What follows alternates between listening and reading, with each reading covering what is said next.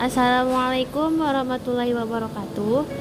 Perkenalkan, kami dari kelompok 6 yang beranggotakan Ahmad Baihaqi MPM 21125567, Aulia Nurjannah MPM 21125587, Muhammad Ramadhani MPM 21125578, Ruqayyah MPM 21125599, dan Zaini Mahdi MPM 21125602. Ingin mempresentasikan isi diskusi kami yang berjudul Otonomi Daerah dengan dosen pengampu Bapak Dr. Andes Haji Ahmad Nawawi MSI. Langsung saja, perkenalkan, nama saya Ruqayyah MPM 21125599. Pengertian otonomi daerah. Otonomi daerah adalah kewenangan untuk mengatur sendiri kepentingan masyarakat atau kepentingan untuk membuat aturan guna mengurus daerahnya sendiri. Otonomi bermakna membuat perundang-undangan sendiri. Namun dalam perkembangannya, konsepsi otonomi daerah selain mengandung arti Zelwetgeving, membuat perda-perda, juga utamanya mencakup Zelfbestuur, pemerintahan sendiri. Otonomi daerah secara harfiah, otonomi daerah berasal dari kata otonomi dan daerah. Dalam bahasa Yunani, otonomi berasal dari kata autos dan namos. Autos berarti sendiri dan namos berarti aturan atau undang-undang, sehingga dapat diartikan sebagai kewenangan untuk mengatur sendiri atau kewenangan untuk membuat aturan guna mengurus rumah tangga sendiri.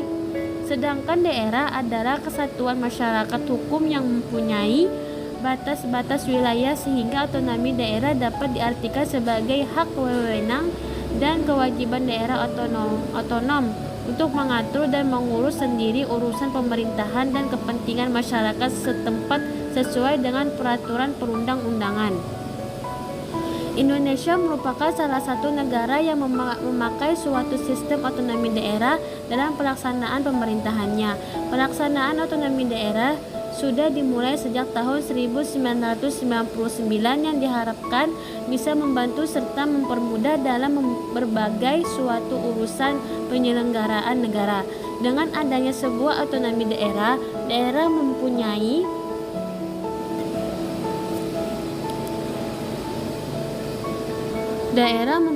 hak yang lebih besar untuk mengatur sendiri urusan pemerintahannya. Otonomi dalam makna sempit dapat diartikan sebagai mandiri, sedangkan dalam makna yang lebih luas diartikan sebagai berdaya.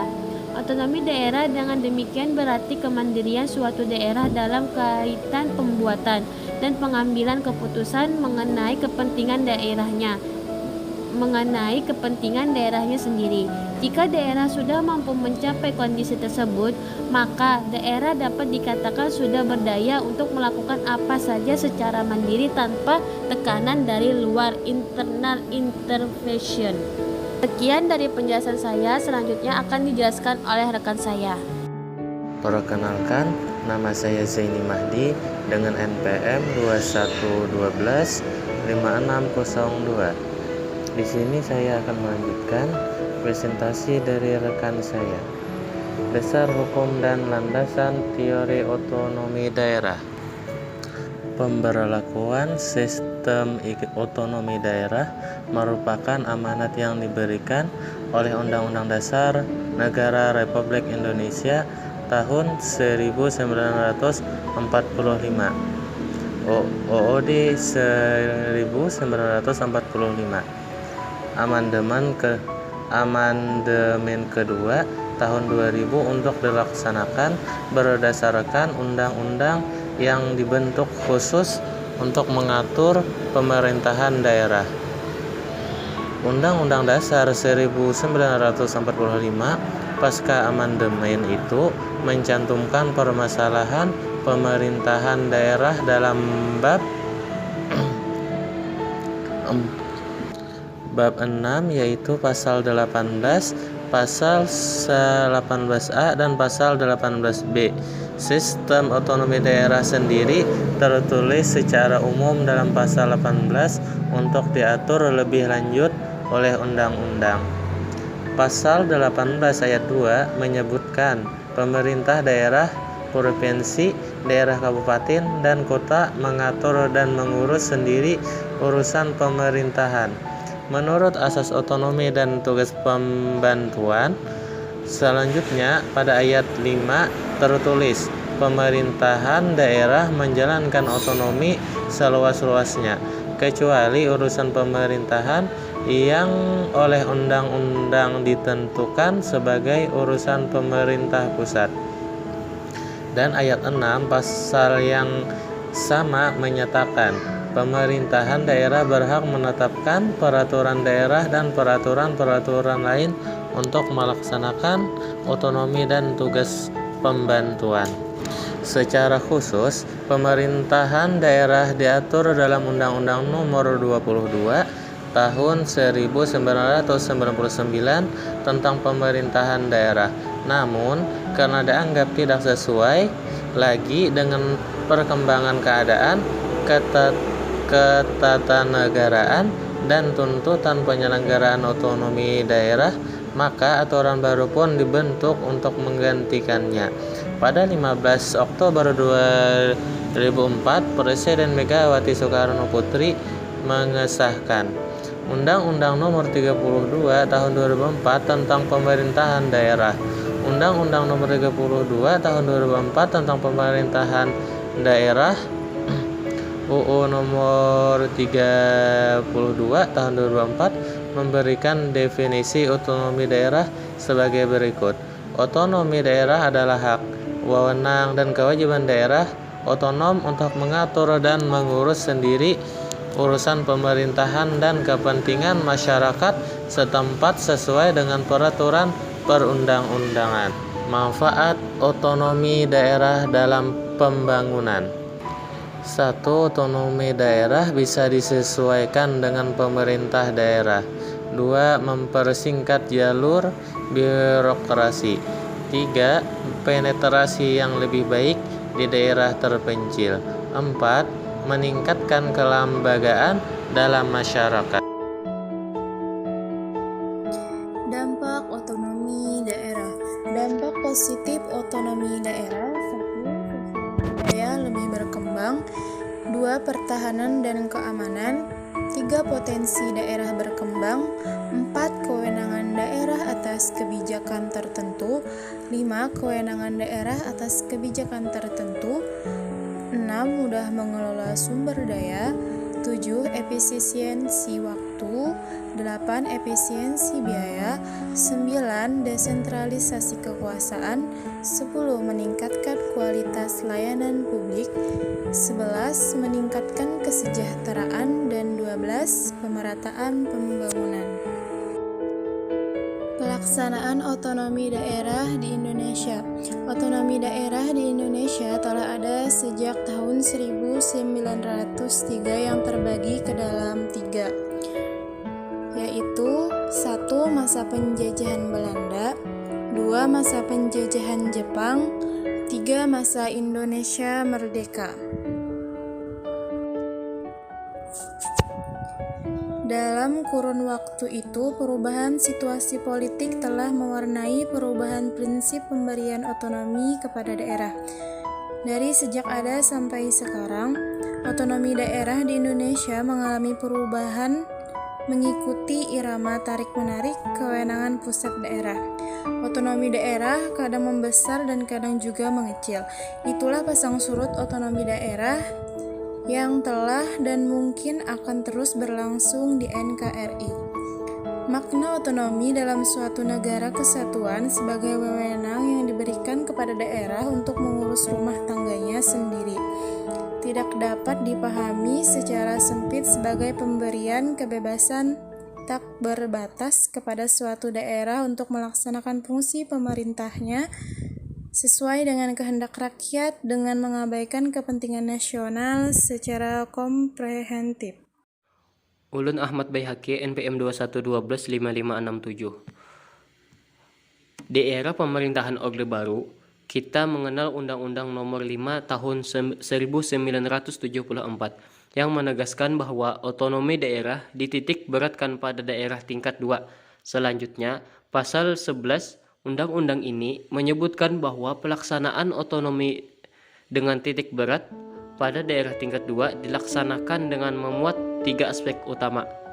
Di antaranya sebagai berikut. A. Aspek administrasi.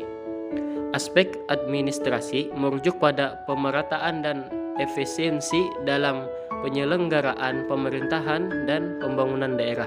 B. Aspek politik. Aspek politik merujuk pada upaya pendemokrasian pemerintah di daerah. Dan yang C. Aspek kemandirian.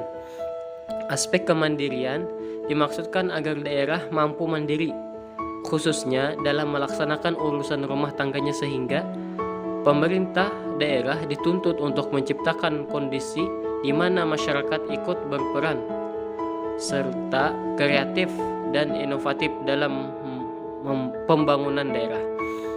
Pada masa Orde Baru, kuatnya peran pemerintah pusat dalam melaksanakan otonomi daerah banyak menimbulkan akibat. Ada beberapa akibat kuatnya peran pemerintah dalam melaksanakan otonomi daerah. Di antaranya sebagai berikut. A.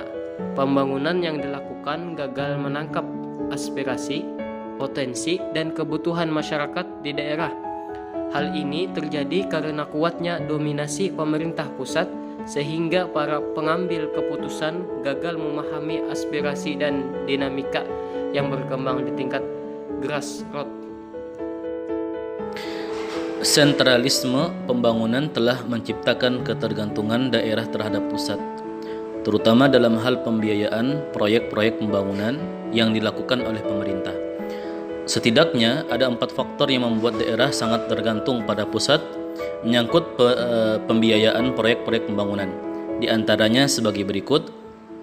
1. Kurang berperannya perusahaan daerah sebagai sumber pendapatan. Yang kedua, tingginya tingkat sentralisasi dalam bidang perpajakan. Dalam konteks ini, pemerintah pusat menguasai sumber-sumber pajak penting yang bersifat lukratif atau pajak bidang usaha dan penghasilan orang, pajak pertambahan nilai, dan bea cukai. Yang ketiga, akibat yang ditimbulkan dari faktor kedua adalah minimnya sumber-sumber penerimaan daerah yang dapat diandalkan. Yang keempat, faktor politis. Dalam hal ini, ada kekhawatiran pusat jika daerah diberi kekuasaan yang besar dalam hal keuangan dan pendapatan akan muncul gerakan disintegrasi dan separatisme. C. Banyak daerah yang potensial gagal berkembang karena sumber daya daerah yang penting sebagai penopang pembangunan daerah ditarik ke pusat. Daerah dan pemerintah daerah hanya mendapatkan sedikit saja dari hasil-hasil kekayaan daerahnya. Hal-hal pokok atau hal pokok yang perlu digarisbawahi menyangkut pelaksanaan otonomi yaitu A. Undang-Undang Nomor 22 Tahun 1999 nampaknya berusaha mendefinisikan desentralisasi. Pertama, desentralisasi administratif atau administrative decentralization lebih menekankan pada lembaga-lembaga pemerintahan formal. Titik berat lebih ditekankan pada susunan organisasi atau administratif. B. Keterlibatan masyarakat atau daerah dalam proses pembangunan. Konsekuensi yang paling penting sebagai akibat pelaksanaan desentralisasi politik adalah keterlibatan masyarakat atau daerah dalam proses pengambilan keputusan. Pada masa lampau, pembangunan sangat bersifat sentralistik, di mana rakyat berada dalam posisi marginal dalam proses pengambilan keputusan. C. Perbaikan pelayanan birokrasi daerah melalui penciptaan lembaga birokrasi yang lebih responsif. Sentralisme yang dikembangkan pada masa pemerintahan Orde Baru telah membuat pemerintah daerah tidak lagi responsif terhadap kebutuhan-kebutuhan masyarakat. Sekian dari presentasi kami kelompok 6, terima kasih.